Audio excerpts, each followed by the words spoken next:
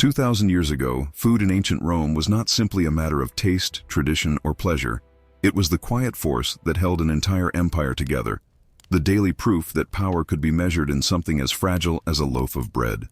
When we picture Roman eating, we often imagine overflowing banquets, golden goblets, and tables bending under roasted meats and exotic delicacies. But that image belongs to a minority, and it hides the deeper truth. For most Romans, food was routine, risk, and dependence, and for the city itself, it was a logistical miracle that could fail at any moment. Rome was not a small town fed by its own fields. It was a swelling urban world, a metropolis that demanded grain by the shipload, day after day, season after season. Because hunger in Rome was never just personal. Hunger could become public anger, then unrest, then crisis. In that world, bread was not a side dish. It was stability. And the question is not only what Romans ate, but how Rome managed to feed itself at all, and what had to happen, far from the marble temples and crowded forums, so that ordinary people could hold something warm in their hands before night fell. To understand Roman food is to follow a chain that begins in soil and sweat, in distant fields cut by wooden plows and worked under harsh control, and ends in the city where ovens burned, markets shouted, and meals revealed exactly who you were.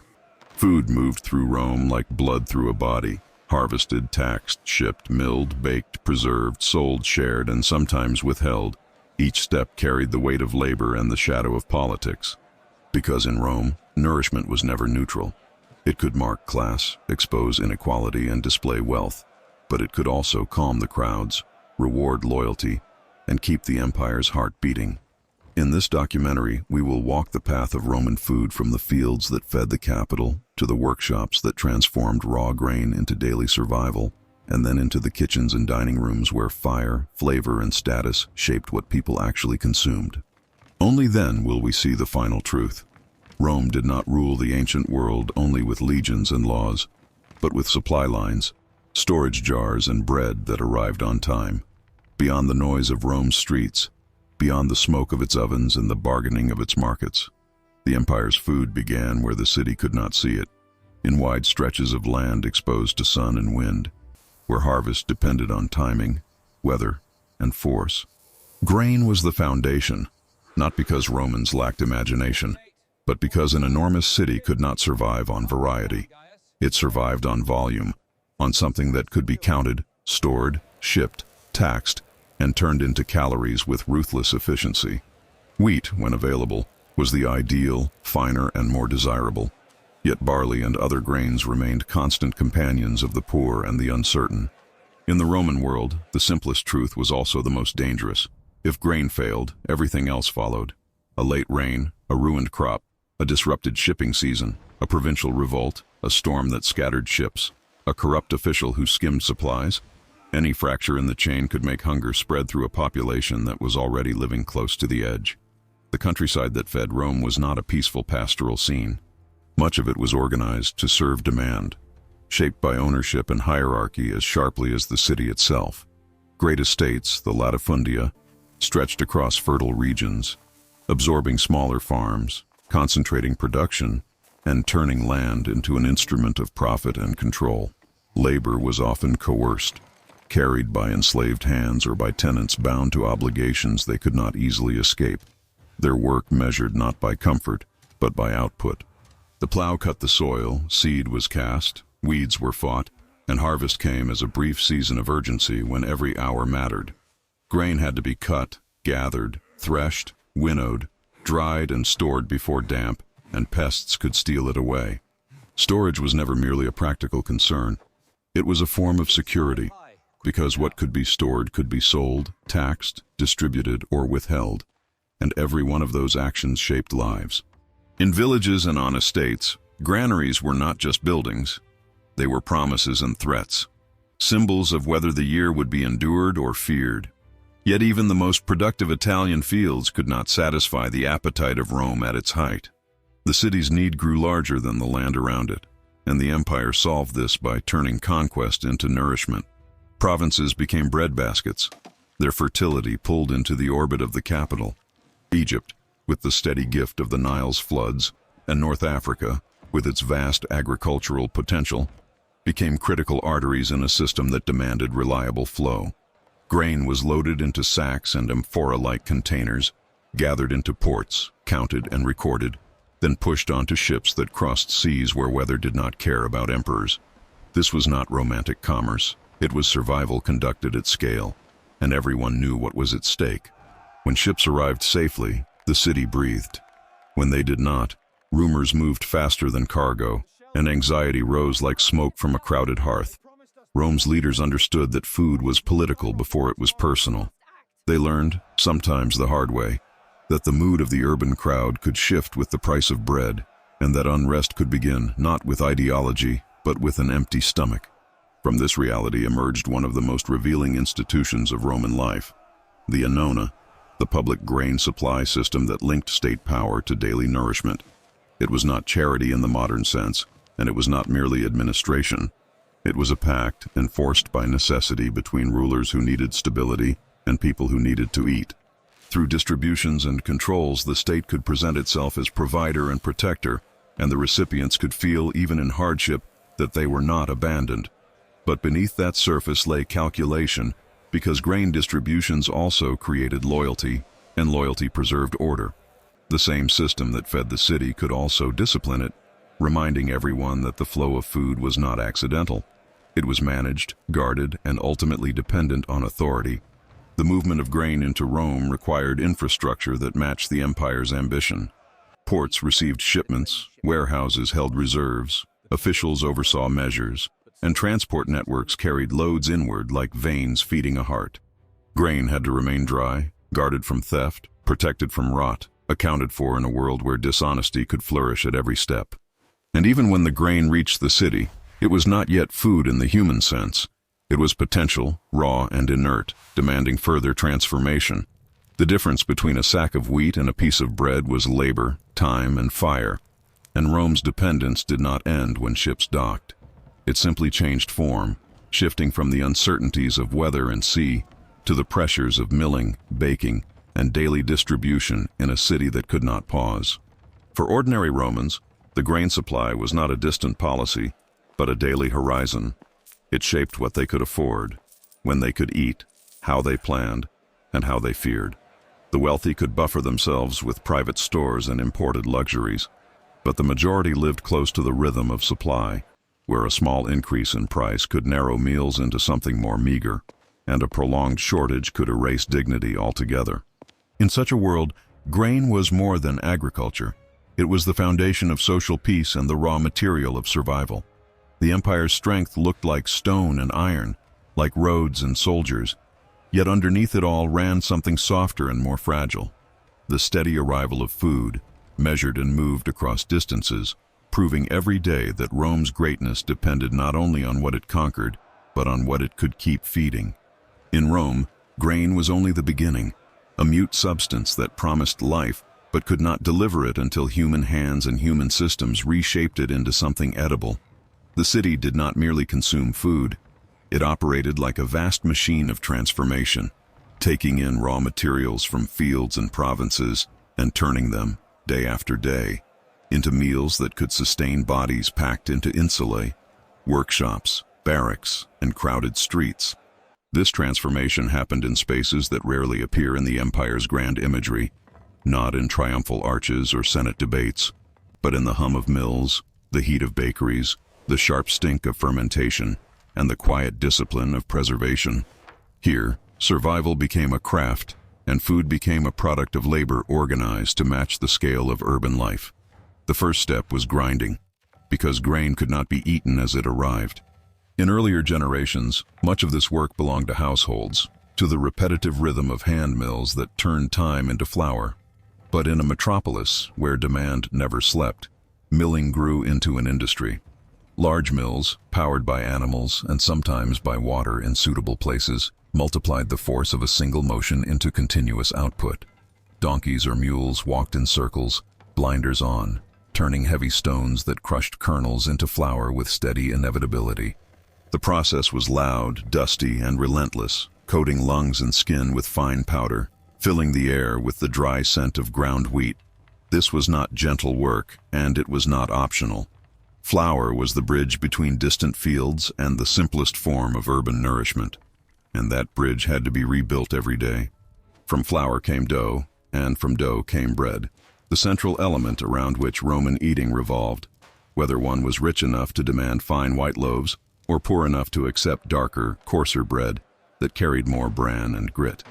Bakeries became fixtures of city life, some small, some large, their ovens like open mouths, consuming wood and exhaling heat. Inside, bakers worked through the hours with practiced speed, mixing, kneading, shaping, timing fermentation by experience rather than precision.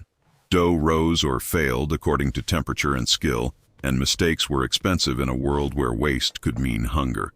Loaves were marked, sometimes with stamps identifying the baker or the customer, because bread was both food and transaction, sold and distributed in a network that reached deep into the daily routine of the city.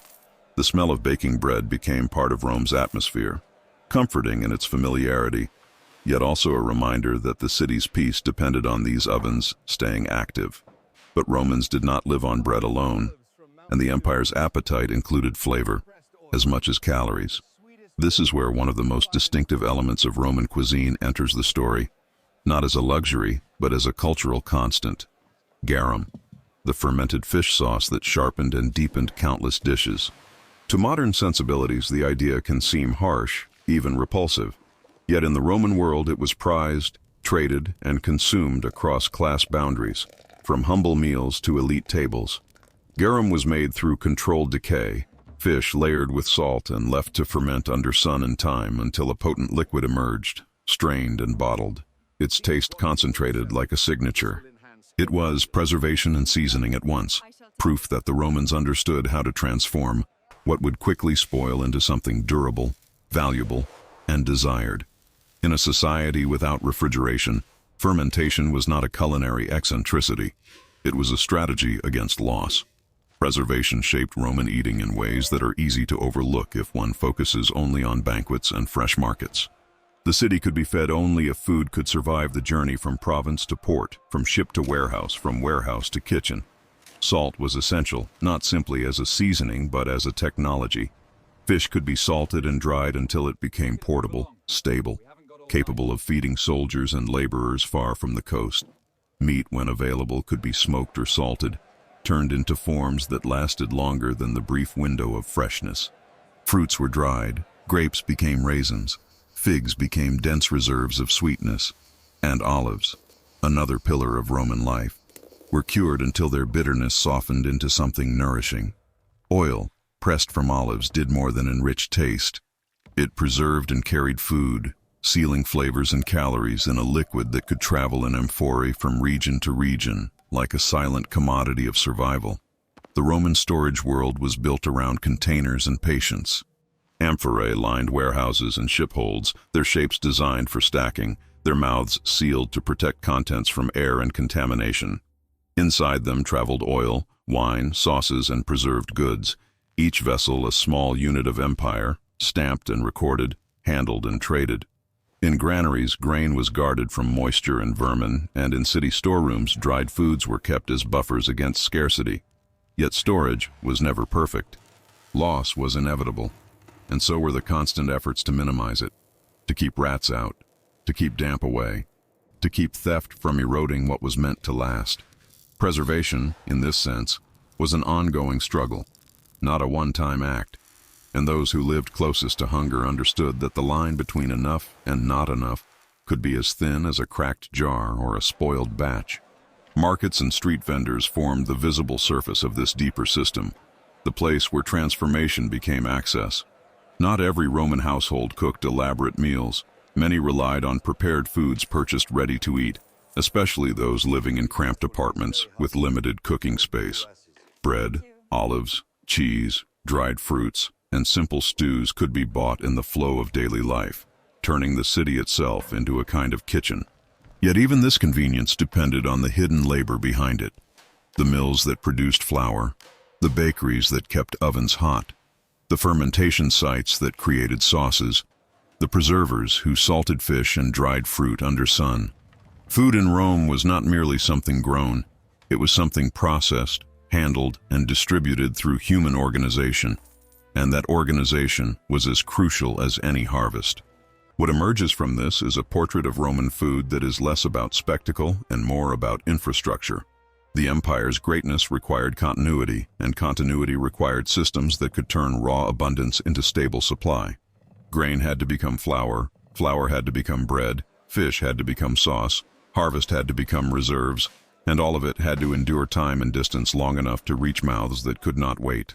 In that transformation, Rome revealed its true character: practical, relentless, inventive, willing to turn work into routine and routine into stability. And yet, even in a city sustained by such machinery, the question of eating was never merely technical. The same processes that fed the population also exposed the divisions within it, because what was transformed and sold was not the same for everyone, and the warmth of bread or the richness of sauce could quietly announce a person's place in the hierarchy before any word was spoken. Once food had been wrestled into existence through fields, shipping lanes, mills, ovens, and jars, it still did not mean that every Roman ate in the same way. The empire could feed the capital, but it could not erase the distance between lives, and that distance appeared most clearly at the moment food met fire and became a meal. In a city of sharp contrasts, what one person considered ordinary could be unimaginable to another, and the difference was not only in ingredients, but in time, fuel, and control.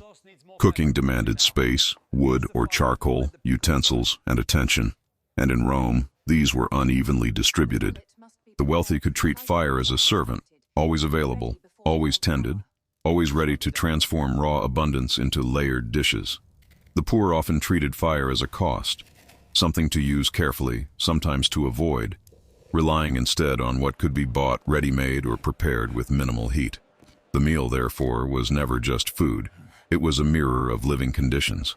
For many urban Romans, especially those packed into tall apartment blocks, the home was not designed for elaborate cooking. Rooms were tight, ventilation was poor, and the risk of fire was constant, turning open flames into danger as much as necessity. In such spaces, daily eating leaned toward what was practical: bread bought from bakeries, olives cured to last, cheese made firm enough to travel, dried fruit that carried sweetness without spoilage, and simple foods that did not require a private hearth. The city itself offered solutions. Vendors sold warm snacks, bowls of stew, and cooked legumes that could be eaten quickly, standing or sitting on a step, turning streets and public spaces into extensions of the kitchen. For the working poor, food was often shaped by the rhythm of labor, grabbed between tasks, repeated not because imagination failed, but because time did. A thick porridge made from grain, a piece of bread dipped in oil or salted sauce, a handful of beans cooked down until soft. These were not glamorous meals, yet they were steady ones, built for endurance. Legumes held a quiet importance in this diet, because they provided strength at a lower cost than meat, and they could be stored, transported, and cooked in large pots. Lentils, chickpeas, peas, and broad beans could become soups and stews that filled the stomach and warmed the body, especially when flavored with whatever was available: herbs, oil, vinegar, and above all that sharp, salty intensity Romans loved. Vegetables, too, moved through markets in seasonal cycles, and while the elite might select the finest produce, the poor relied on what was abundant and affordable, turning cabbage, onions, leeks, and greens into something sustaining. Fruit appeared as a gift of the season and as a preserved reserve: figs dried into dense bites, grapes transformed into raisins, apples and pears eaten when fresh, then absent when time moved on. The result was a diet that could be surprisingly varied across the year, yet repetitive within the week, always anchored by bread as the reliable center. Wine existed across classes, but not in the same form. The wealthy drank aged wines and boasted of origin, while ordinary people consumed cheaper varieties, often rougher, sometimes soured, frequently mixed with water. Drinking was less about intoxication than about habit, social ritual, and hydration in a world where water quality could be uncertain in some places. Oil, too, was more than a flavor. It was a resource, poured generously by those who could afford it, and measured carefully by those who could not, yet still present because it carried calories, softened dry bread, and made humble dishes more bearable. Even salt, taken for granted in modern kitchens, was a crucial tool, preserving food and supporting the body in a climate that demanded stamina from workers and soldiers alike. Meat, despite the fantasies that often surround Roman dining, was not a daily norm for most people. It appeared in modest portions when it could be afforded, more often during festivals or communal events, and it carried a weight beyond nutrition because it was tied to ritual and public distribution. The wealthy, however, could turn meat into spectacle. Their tables displayed abundance not only to satisfy hunger, but to perform rank. Birds, pork, lamb, fish, and game might appear in sequence, served with sauces designed to surprise the tongue and impress the guest. Yet it was not merely the menu that signaled status. It was the structure of the meal, the time devoted to it, the number of courses, the hands that prepared it, the slaves who carried platters and poured wine, and the setting in which all of it occurred. The elite meal was a stage, and the act of eating became theater. This theater had a recognizable form.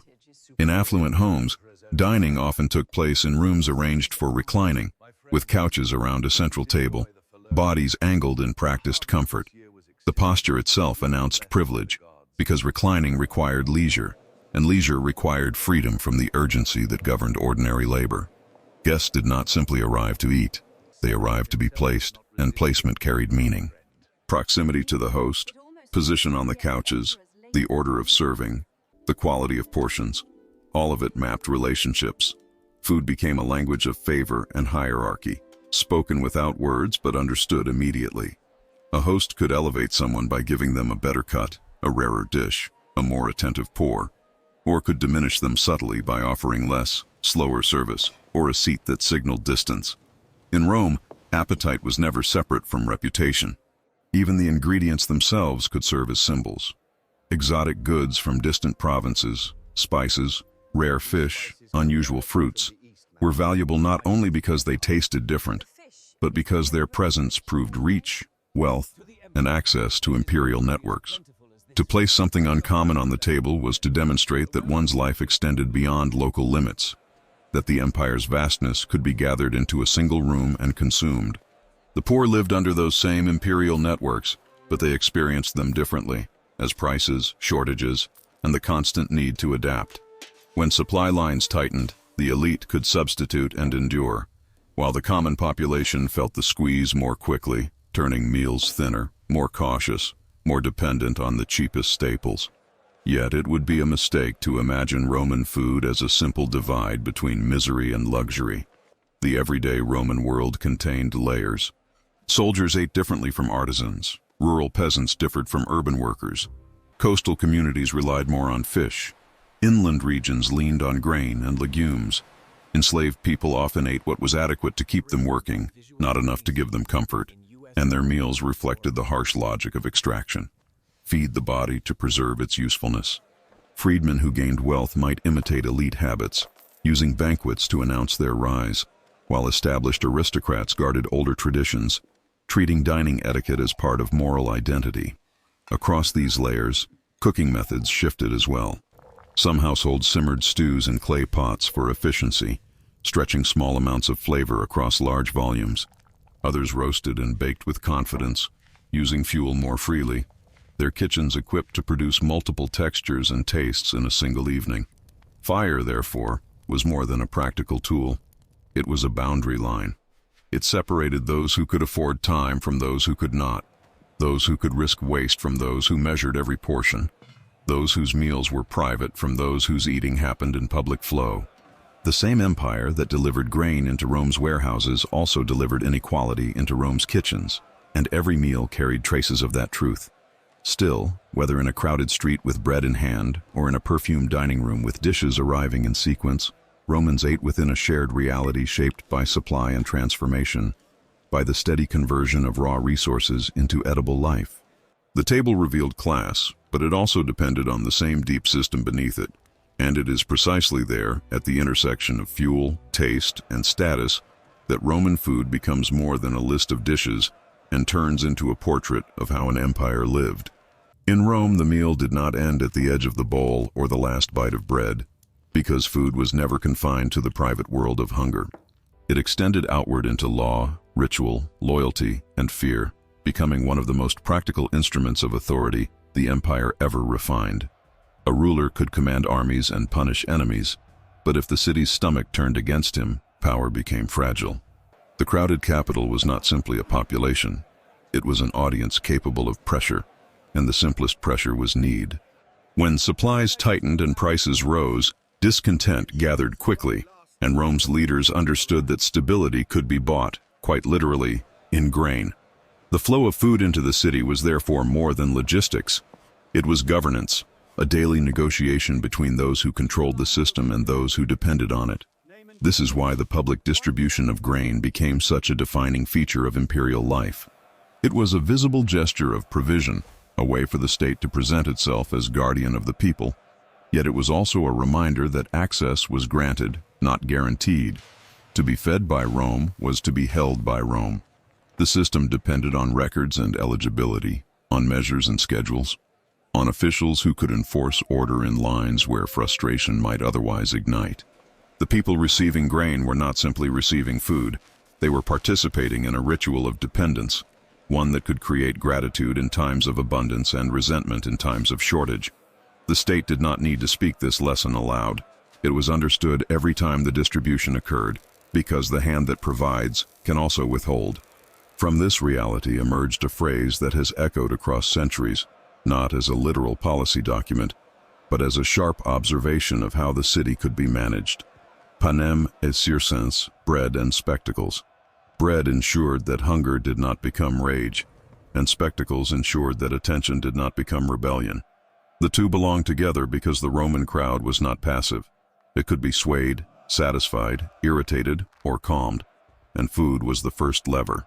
Games and entertainment, however dazzling, could not replace nourishment, and rulers who tried to govern with display alone learned that the body has its own demands. An emperor who wanted to be loved could build monuments, but an emperor who wanted to remain in power had to keep the grain ships coming and the bakeries working. In this way, food became political currency, a foundation for legitimacy that could be strengthened through reliable supply and shattered by failure. Yet power at the table was not only imperial, it moved through households, patronage networks, and social rituals, shaping identity from the top down and from the inside out. Roman society depended heavily on relationships of patron and client, and these relationships were often reinforced through meals. A patron could invite clients to dine, offering them food as a sign of protection and superiority, and the client could accept, not merely for nourishment but for recognition. The meal became a social contract. What was served, where one sat, how quickly one was attended to, all of it communicated rank and favor. Even in modest settings, sharing food could bind loyalty, and in wealthy settings, it could publicly display who belonged inside a circle and who remained outside. A table could be as political as a speech because it organized people into visible hierarchies and made those hierarchies feel normal. Public feasting carried similar weight. Festivals, religious celebrations, and civic events often involved communal distribution of food, and this was not accidental generosity. It was a way to turn abundance into unity, to shape collective emotion, to remind participants that Rome's order could produce plenty. In such events, meat might appear more often, especially when tied to sacrifice, because sacrifice was not only a religious act, but a social one. Animals offered to the gods could become food for the community, linking divine favor, civic identity, and nourishment in a single sequence. The smoke rose, prayers were spoken, and the resulting portions moved into human hands, making belief tangible and immediate. In a world where religion was woven into public life, eating could feel like participation in the city's sacred structure, reinforcing the sense that Roman identity was maintained through shared practices, including what one consumed and how it was consumed. Food also marked cultural boundaries. As Rome expanded, it absorbed peoples with different habits, different ingredients, and different ways of eating. The empire was flexible enough to incorporate variety, yet it also carried an idea of Romanitas, a sense of what it meant to be Roman, expressed not only in language and law, but in everyday behavior. To eat in Roman ways, to adopt Roman tastes, could be a sign of assimilation, while to reject them could be read as distance or resistance. The elite, especially, often treated culinary choices as moral statements, praising simplicity when it suited their philosophy, and indulging in luxury when it suited their ambition. This tension between ideal and appetite was part of Rome's self-image, the belief that discipline built greatness, even when abundance tempted excess. In practice, the table became a stage where Rome debated itself, sometimes celebrating restraint, sometimes celebrating conquest through consumption. Control of food extended into regulation and commerce. Prices could be monitored, supply routes protected, markets supervised, and hoarding punished when it threatened order. Officials tasked with overseeing the grain supply did not merely manage inventory. They managed risk because any disruption could ripple outward into political instability. When leaders invested in ports, warehouses, and transport networks, they were investing in legitimacy. When they promoted distributions or organized public feasts, they were investing in public mood. The empire's strength, which looked so solid in stone and bronze, was quietly dependent on these softer systems that required constant maintenance and constant vigilance. Even the simplest bread carried within it the signature of power, the harvested grain of provinces, the labor of mills and ovens, the rules that governed distribution, and the political will that kept it all moving. Seen this way, Roman food becomes something larger than cuisine. It becomes a map of how the empire functioned, how it reached across seas and fields, how it organized labor and transformed resources, how it separated classes while binding the city into a single vulnerable organism. The same loaf could be daily survival for one person and a tool of governance for another, and that double meaning was not an accident. It was the logic of Rome itself, a civilization that mastered the art of making the ordinary serve the immense. When Romans ate, they were not only feeding their bodies, they were participating, knowingly or not, in the systems that kept the empire standing, and in the identity that told them where they belonged within it.